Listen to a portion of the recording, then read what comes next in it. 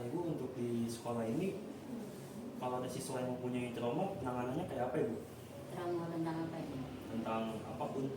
Ya, contohnya?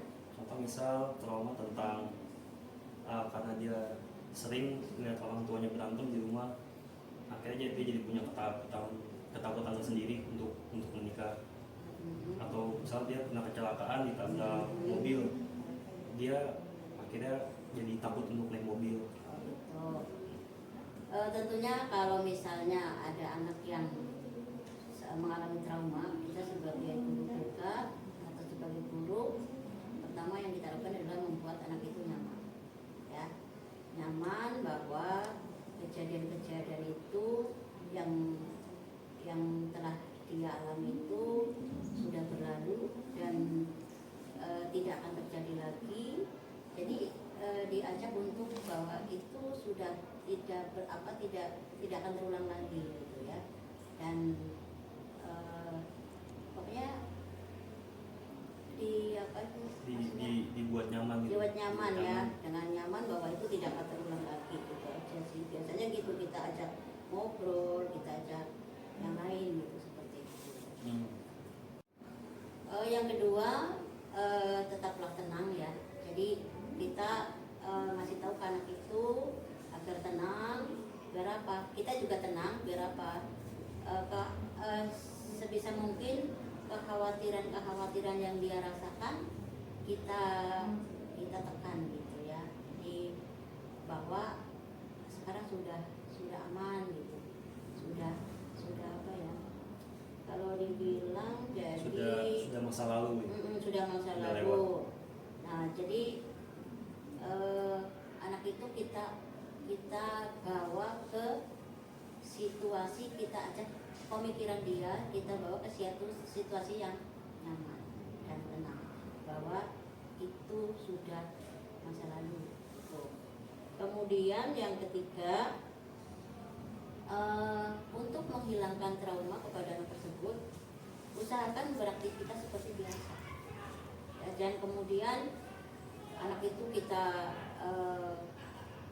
pancing-pancing ya, kita pancing-pancing misalnya, kamu gimana, tidak usah, pokoknya seolah-olah tidak terjadi apa-apa. Kayak nggak ada apapun gitu ya gitu. Jadi usahakan ya udah aktivitas biasa, jangan kemudian kadang-kadang kita kan terlalu sayang, gimana perasaan kamu, bagaimana kamu sudah baikan belum, tidak perlu lah ya. Itu justru kalau misalnya kita sebagai guru BK itu lagi akan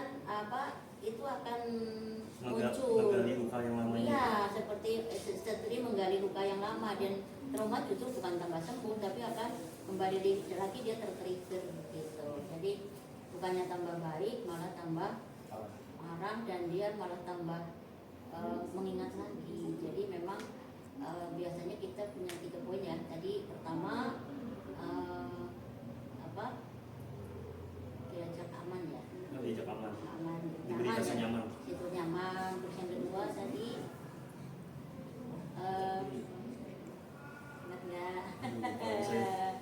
ingat nggak yang kedua ya? Yang kedua itu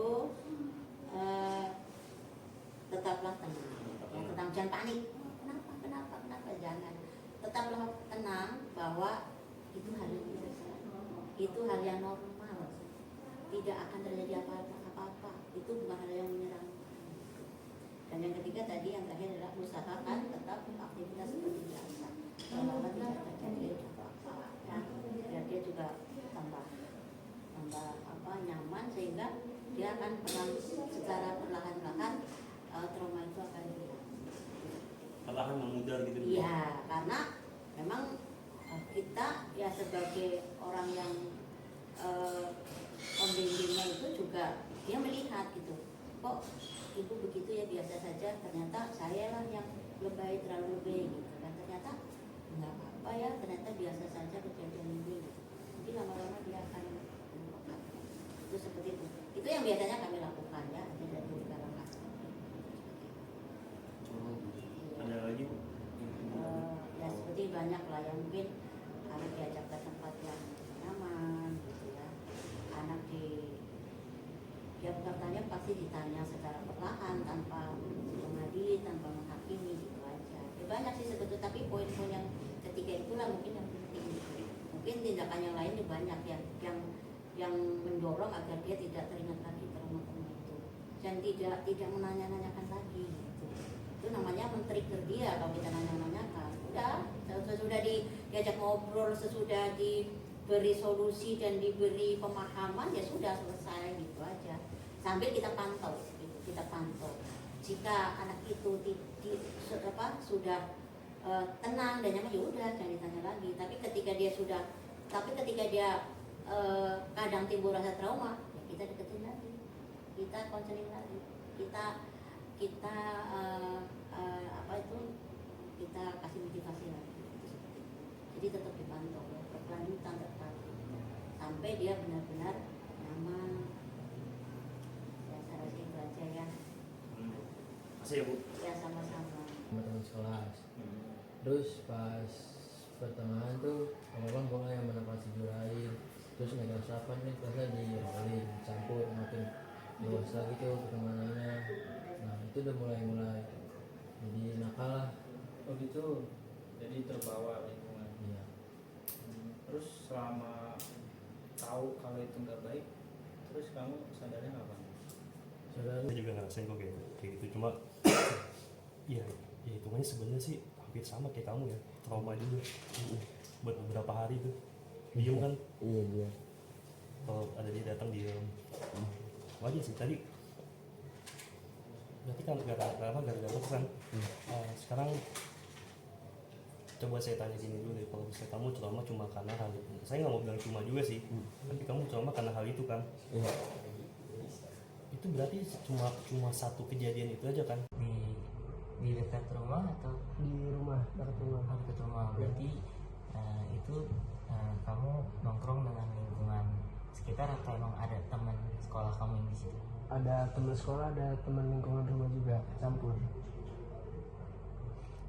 Oh berarti kamu ketahuan sama ibu? Bukan ketahuan sih, jadi kena kasusnya tuh nggak tahu ada yang nyepuin apa enggak.